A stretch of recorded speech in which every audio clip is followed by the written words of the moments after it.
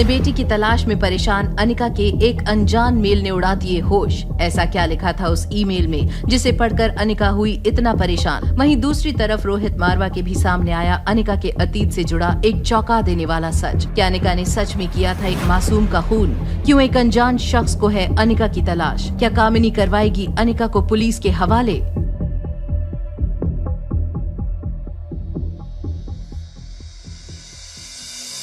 अपने बेटे से मिलने के मुंह में अनिका ने अपनी मां की आखिरी निशानी, वो फार्मा कंपनी भी मनीषा और कामिनी के नाम करने के लिए उन पेपर्स पर साइन कर दिया था। लेकिन अनिका को इतना बेबस देख आर्यन ने बड़े ही चालाकी से उन पेपर्स पर मेडिसिन सिरप गिरा दिया। ये देखकर मनीषा और कामिनी का गुस्सा 7वें आसमान पर चढ़ गया। शैतान, ये क्या किया तूने? कितने जरूरी कागजात थे ये। माफ कर दीजिए, बच्ची है वो, गलती से गिर गया होगा। बेटा सॉरी बोल दो। मैं क्यों सॉरी बोलूं मम्मा, ये लोग बैड हैं। देखो तो जरा कैसे जुबान चलती है इसकी। बच्ची है वो, उससे गलतियां तो करेगी ही, आखिर तुम्हारी ही तो बेटी है। आगे चलकर न जाने और क्या क्या खिलाएगी। कामिनी, मेरी बेटी के बारे में एक शब्द भी गलत बोला तो तुम्हारी जुबान खींच लूंगी। अनिका, मेरी बेटी से तमीज से बात करना। कामिनी बेटा, क्यों इतना परेशान होती है? मैं हूँ ना। सब घर चलो, मैं डॉक्यूमेंट्स फिर से बनवा लेती हूँ। उसमें क्या है? ठीक है, मैं रिया को होटल छोड़ कर आती हूँ। ज्योति बुआ, अब मैं चलती हूँ। आप अपना ध्यान रखना। और प्रीति, अगर किसी भी चीज की जरूरत हो तो मुझे बेझिझक कॉल कर देना। ठीक है दीदी। कामिनी, इसका पीछा कर और ये कहीं भाग ना जाए। ओके मम्मा। एक छोटी सी फार्मा कंपनी के पीछे गुलेरिया और डोगरा परिवार हाथ धोकर पीछे पड़े हुए थे और ये ही बात अनिका को सताए जा रही थी। आखिर क्या मंशा थी इन लोगों की? क्यों वो अनिका को इस कंपनी के पेपर साइन करने पर इतना मजबूर कर रहे थे? टैक्सी आते ही आर्यन आगे वाली सीट पर बैठ गया। वो अपनी मॉम को ये फार्मा कंपनी देने से रोकना चाहता था, इसीलिए मौका मिलते ही आर्यन ने चुपके से कोई मैसेज किया। आई नीड योर हेल्प, मम्मा को बैड आंटी से बचाना है। जैसे ही आर्यन ने वो मैसेज भेजा, तभी एक अनजान नाम से अनिका के फोन पर एक ईमेल आया। अपने बेटे तक पहुंचना चाहती हो तो डॉक्यूमेंट्स पर साइन मत करना। अगर साइन नहीं किया तो मैं तुम्हें तुम्हारे बेटे का सच जल्दी ही बता दूंगा। ये मेल पढ़ते ही अनिका के चेहरे का रंग उड़ गया। उसे लगा कि कोई तो था जो उसका पीछा कर रहा है और उसकी पल पल की खबर रख रहा है। अनिका ने तुरंत मेल का जवाब देने की सोचा। वो जानना चाहती थी कि इस सब के पीछे आखिर है कौन। जहाँ एक तरफ अनिका परेशान थी, वहीं दूसरी ओर हाफते हुए सनी तेजी से रोहित के पास आया। भैया, वो अनिका। क्या हुआ? मैंने जो काम कहा था वो हुआ? हाँ भैया, अनिका के बारे में इंफॉर्मेशन मिल गई। आप यकीन नहीं करोगे कि अनिका ही। सनी ने जो कहा उसे सुनकर रोहित के होश उड़ गए। उसे अपने कानों पर यकीन नहीं हो रहा था अनिका का वो सच जानकर। वहीं दूसरी तरफ उसे अपने कानों पर यकीन नहीं हो रहा था अनिका का वो सच जानकर। वहीं दूसरी तरफ अनिका भी परेशान थी, लेकिन उसकी परेशानी का कारण वो ईमेल था। लाख कोशिशों के बाद भी वो ये पता नहीं कर पा रही थी कि आखिर उसे वो ईमेल किसने भेजा था। अनिका अपने ख्यालों में इतना खो चुकी थी कि उसे पता ही नहीं चला कि टैक्सी होटल पैराडाइज पहुंच चुकी थी। मम्मा, हम होटल पहुंच गए। ओह सॉरी बेटा, कम ऑन लेट्स गो। मम्मा, क्या आप डॉक्यूमेंट्स पर साइन करने वापस जाओगी? नहीं बेटा, मम्मा कहीं नहीं जाएगी। टैक्सी से उतरते ही अनिका आर्यन का हाथ पकड़कर लिफ्ट की ओर चलने लगी। लिफ्ट का वेट करते वक्त कामिनी अनिका का पीछा करते हुए वहां पहुंची। जैसे ही अनिका का ध्यान कामिनी की ओर गया, आर्यन ने मौका देखते हुए रिया को मैसेज किया। रिया, हमारा प्लान सक्सेसफुल रहा। मम्मा डॉक्यूमेंट्स पर साइन नहीं करेगी। तुम तो रिया को छोड़ के घर आने वाली थी ना? हाँ, पर अब मैंने अपना इरादा बदल दिया। तुम ऐसे अपनी बात से पलट नहीं सकती। अच्छा, और अगर मेरे डॉक्यूमेंट साइन करने के बाद तुम लोग पलट गए तो मैं कैसे मान लूं कि तुम सच में मेरे बेटे के बारे में जानते हो? तुम ये अच्छा नहीं कर रही हो अनिका। मैं जो कर रही हूँ अपने बेटे के लिए कर रही हूँ। गुस्से की आग में झुलसती कामिनी ने तुरंत अपनी मां मनीषा को कॉल लगाया। तभी लॉबी के सन्नाटे को चीरते हुए एक अधेड़ उम्र के आदमी की चीख ने अनिका का ध्यान उसकी तरफ खींचा। रिया को कमरे में भेजकर अनिका भीड़ की तरफ चलने लगी, लेकिन अनिका को क्या पता था कि रोहित के रूम में सनी उसकी सारी इन्फॉर्मेशन रोहित को दे रहा था। भैया, उसका पूरा नाम अनिका गुलेरिया है। 6 साल पहले काफी मोटी सी थी। उस वक्त उसकी शादी कुणाल डोगरा से हुई थी, लेकिन शादी के दूसरे दिन पता चला कि वो पहले से ही प्रेग्नेंट थी। क्या? उसने एक बेटी को जन्म दिया था, लेकिन कुणाल डोगरा ने उसके बच्चे को कभी अपना नाम नहीं दिया। फिर उसके पापा ने उससे सबसे कहीं दूर भेज दिया था।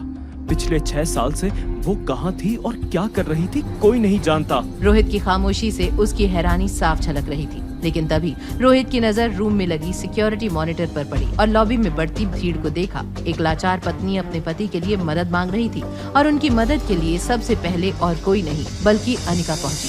Please somebody help us। ये सांस नहीं ले पा रहे हैं। Please somebody call the ambulance। I am a medical student, मैं आपकी मदद कर सकती हूँ। प्लीज मेरे पति को बचा लीजिए। फर्श पर बेहोश पड़े उस आदमी और उसकी बेबस वाइफ को देखकर कामिनी एक पल में समझ गई थी कि ये कोई आम नहीं बल्कि जरूर कोई बहुत बड़े लोग हैं। कामिनी ने सोचा कि इनकी मदद से उसे फायदा हो सकता है। अपनी खुशी को मन में दबाते हुए कामिनी ने सीपीआर देना शुरू किया, लेकिन सीपीआर का उस आदमी पर कोई असर नहीं हुआ। और फिर अनिका वहाँ आई और उस आदमी को एग्जामिन करने लगी। सीपीआर देना बंद करो कामिनी, इसका इन पे कोई असर नहीं होने वाला। अब एक अनपढ़ बताएगी कि एक मेडिकल स्टूडेंट को क्या करना चाहिए। क्या आप डॉक्टर हैं? ये अनपढ़ और डॉक्टर, ये तो एक कॉलेज ड्रॉप आउट है। अगर आप डॉक्टर नहीं हैं तो प्लीज हटिए यहाँ से। इन्हें इनका काम करने दीजिए। अनिका ने किसी भी बात का कोई जवाब देना जरूरी नहीं समझा। उसका तो पूरा ध्यान पेशेंट की जान बचाने में था। अनिका रिसेप्शन से फर्स्ट एड बॉक्स लेकर आई और सीधा पेशेंट की छाती में कट मार दिया। होटल लॉबी के चमचमाते हुए फर्श अचानक खून से लाल हो गए। ये क्या कर दिया तुमने? Please someone call the police. इसने एक बेगुनाह आदमी की जान ले ली है। Do you have any idea तुमने क्या किया है? तुमने अंकल की जान ले ली है। ये क्या किया तुमने? You killed my husband. फौरन पुलिस को कॉल करिए। क्या कर रहे हैं आप सब? पुलिस को बुलाइए। कामिनी बोले जा रही थी, मगर अनिका पर कामिनी की बातों का कोई असर नहीं पड़ रहा था। कामिनी के कहने पर होटल के कुछ गार्ड्स ने अनिका को घेर लिया और वहाँ जमा भीड़ उसके बारे में बुरा भला कहने लगी कि तभी अरे इनकी तो सांसें चलने लगी। हाँ देखो, ये सांसें ले रहे हैं। मेरे पति की जान बचा ली। मुझे समझ नहीं आ रहा मैं कैसे आपका शुक्रिया करूं। होटल लॉबी में मौजूद भीड़ अनिका के लिए तालियां बजाने लगी, मगर अनिका के लिए ये तारीफें और वाहवाही जरा भी मायने नहीं रखती थी। वो तो बस कैसे भी उस अनजान शख्स की जान बचाना चाहती थी। अनिका का ध्यान लगातार दरवाजे की ओर था। वो बेसब्री से एम्बुलेंस का इंतजार कर रही थी कि तभी स्टॉप इट! क्या कर रहे हैं आप लोग? आप लोगों को पता भी है कि इस औरत की वजह से पेशेंट की जान खतरे में आ गई है और आप लोग इसके लिए तालियां बजा रहे हैं। ये क्या कह रही हो तुम? इस लड़की ने तो मेरे पति की जान बचाई है। उनकी सांसें चलने लगी। Oh really? आपको लगता है कि इसने पेशेंट के सीने में चाकू लगा दिया और इससे उसकी सांसें चलने लगी? अगर आपको मेडिकल साइंस के बारे में कुछ भी नहीं पता है तो बेवजह बहस मत कीजिए।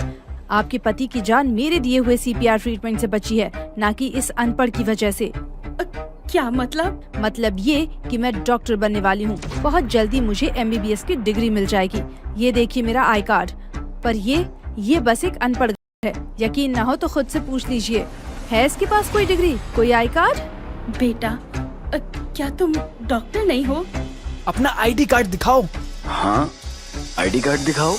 अनिका चाहती तो अपना आईडी कार्ड दिखाकर वहाँ मौजूद हर शख्स का मुंह बंद कर सकती थी, पर उसके लिए अपनी पहचान छुपाए रखना जरूरी था। भीड़ का शोर लगातार बढ़ता जा रहा था।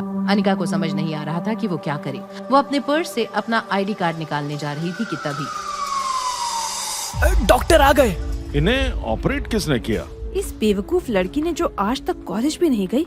मैं सबको समझा कर थक गई कि कोई भी ऐरा गहरा ऐसे ही ऑपरेशन नहीं। क्या कहा आपने?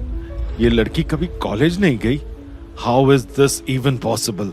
बिना किसी मेडिकल इक्विपमेंट के इतने सही तरीके से तो कोई जीनियस ही सर्जरी कर सकता है। डॉक्टर, मेरे हस्बैंड ठीक तो है ना?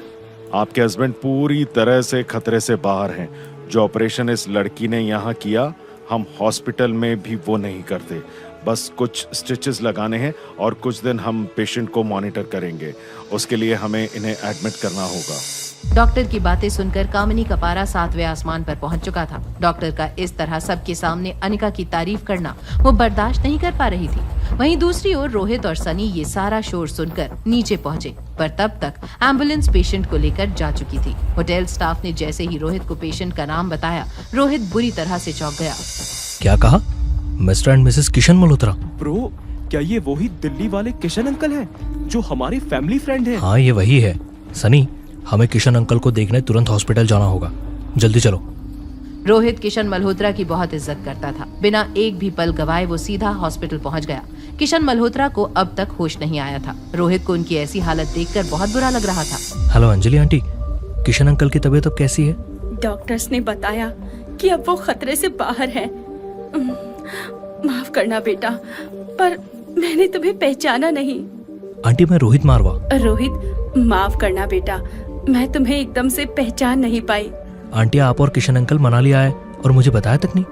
एक्चुअली हमें अचानक से मनाली आना पड़ा। अचानक क्यों? सब ठीक है ना? हाँ बेटा, सब ठीक है। दरअसल आज सुबह ही तुम्हारे अंकल के पास एक कॉल आया था कि उनकी बहन के बारे में कुछ इन्फॉर्मेशन मिली है। बस उसी वजह से आना हुआ। पर यहाँ आके पता चला कि वो तो आज से 24-25 साल पहले ही गुजर गई थी। उनकी एक बेटी भी है, पर वो कहाँ है उसके बारे में किसी को कोई खबर नहीं। उसी बात का स्ट्रेस ले रहे थे तुम्हारे अंकल, और देखो क्या हाल कर लिया अपना। आप परेशान मत होइए, अंकल बिल्कुल ठीक हो जाएंगे। अरे थैंक यू बेटा। मैं क्या तुमसे एक रिक्वेस्ट कर सकती हूँ? जी आंटी बिल्कुल। आज अगर तुम्हारे अंकल जिंदा है तो सिर्फ इसीलिए क्योंकि उस लड़की ने सही समय पर उनका इलाज कर दिया था, वरना ना जाने क्या हो जाता। लेकिन मैं उसका शुक्रिया अदा नहीं कर पाई। मुझे उसका नाम तक नहीं पता। क्या तुम उस लड़की को ढूंढ सकते हो? डोंट वरी आंटी, मैं पता लगा लूंगा वो लड़की कौन थी। आप आराम करिए, मैं चलता हूँ, और कोई भी जरूरत हो तो तुरंत कॉल कर लीजिएगा। रोहित की बातें सुनकर अंजलि काफी राहत महसूस कर रही थी। वहीं रोहित के दिमाग में बस ये सवाल घूम रहा था कि आखिर वो लड़की कौन थी जिसने इतने कॉम्प्लिकेटेड सर्जरी इतने ठीक से कर दी। रोहित कैसे भी उस लड़की का पता लगाना चाहता था। हेलो, आज होटल लॉबी में जो हादसा हुआ था, मुझे उसकी सीसीटीवी फुटेज चाहिए। रोहित भी अपनी आंखों से उस लड़की को देखना चाहता था, लेकिन जैसे ही रोहित और सनी सिक्योरिटी रूम की तरफ बढ़े, रोहित को याद आया कि स्वीट में आर्यन अकेला था। सनी, आर्यन बहुत देर से स्वीट में अकेला है। तुम जाओ और उसका ध्यान रखो। मैं सीसीटीवी फुटेज चेक करके आता हूँ। ओके भाई, अभी कितना टाइम लगेगा फुटेज निकलने में? Sir, only 2 minutes more। जहाँ रोहित एक तरफ फुटेज का बेसब्री से इंतजार कर रहा था, वहीं एक खतरा रोहित के स्वीट की तरफ बढ़ रहा था। जैसे इस खतरे को आर्यन ने अपने सामने देखा, उसके पसीने छूट गए। जैसे जैसे उस शख्स के कदम आर्यन के नजदीक आ रहे थे, आर्यन के कदम डर के मारे पीछे होते जा रहे थे। चलो भाई आर्यन, तुम्हें लेने आया हूँ। मैं नहीं जाऊंगा। आर्यन डर से कांप रहा था। इस समय उसे अपने पापा और चाचा चाहिए थे, लेकिन वो बेचारा तो अकेला था। आर्यन को समझ ही नहीं आ रहा था कि उसे क्या करना चाहिए। वहीं रोहित लैपटॉप में फुटेज देखने ही वाला था कि तभी होटल रिसेप्शनिस्ट ने हड़बड़ी में आकर रोहित को रोका। Sir sorry to disturb you, लेकिन आपके स्वीट में गेस्ट आपका इंतजार कर रहा है। मैंने उनको बहुत रोकने की कोशिश की, लेकिन उनका कहना है कि वो आपके फैमिली मेंबर हैं। तुमने उन्हें ऊपर क्यों जाने दिया? वहाँ आर्यन अकेला है, पता है ना? सर वो आपके कजिन भाई धीरज मारवा थे। धीरज, आज के बाद बिना मेरी परमिशन के कोई भी मेरे रूम तक नहीं पहुंचना चाहिए। ये बात अपने जहन में डाल लो। धीरज का नाम सुनते ही रोहित तुरंत अपने स्वीट की तरफ भागा। उसे किसी भी हाल में अपने बेटे तक पहुंचना था, और वो भी जल्द से जल्द। लेकिन जो उसके स्वीट में हो रहा था, शायद उसका अंदाजा रोहित को भी नहीं था। धीरज ने आर्यन को झटके से उठाकर बालकनी की रेलिंग से नीचे लटका दिया। ये तमाशा देखते हुए धीरज के सारे बॉडीगार्ड्स आर्यन पर हंस रहे थे। आर्यन को डर से चिल्लाता देख धीरज को मजा आ रहा था, लेकिन तभी वहाँ सनी आ गया। धीरज भैया, आप ये क्या कर रहे हैं आर्यन के साथ? छोड़ो उसे। सनी, तुम अभी बच्चे हो, मेरे काम में दखल मत दो। मैं इस को, मेरा मतलब है इस बच्चे को वापस ले जाकर ही रहूंगा। भैया रुकिए प्लीज, आप ऐसा मत कीजिए। रोहित भैया बस आ ही रहे होंगे, आप उनसे बात कर लीजिए। हट जाओ सनी, तुम्हें क्या लगता है रोहित ने तुम्हें अपने साथ क्यों रखा है? तुम्हारी औकात एक आया जितनी है बस। अब जल्दी से सामने से हट जाओ, वरना अच्छा नहीं होगा। धीरज की बातें सनी को कांटे की तरह चुभ रही थी, लेकिन वो आर्यन को ऐसे नहीं जाने दे सकता था। धीरज गुस्से में आर्यन का हाथ पकड़ने के लिए जैसे ही आगे बढ़ा, सनी ने बिना कुछ सोचे समझे आर्यन को गोद में उठा लिया। मैं आपको आर्यन को नहीं ले जाने दूंगा। ठीक है, अब तुम्हारे साथ जो होगा उसके जिम्मेदार सिर्फ तुम होगे। शायद तुम्हारी याददाश्त बहुत कमजोर है सनी। बचपन की पिटाई भूल गए तुम?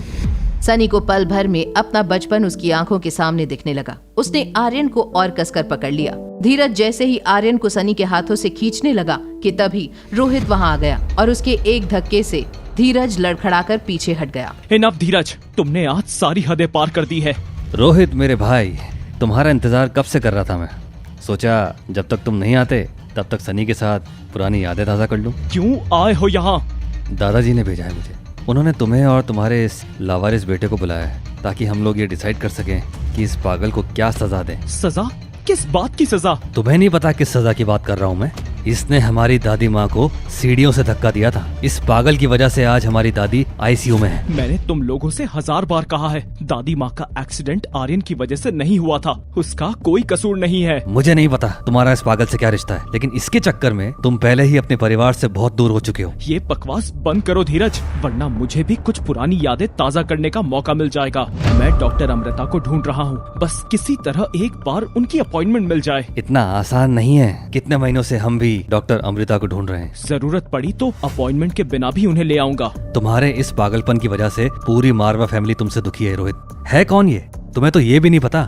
एक मेंटली सिक बच्चा जिसकी ना माँ का पता है ना खानदान का, उसको तुम मारवा खानदान का वारिस बनाना चाहते हो। ये लड़का मेरा बेटा है और उसका नाम आर्यन है।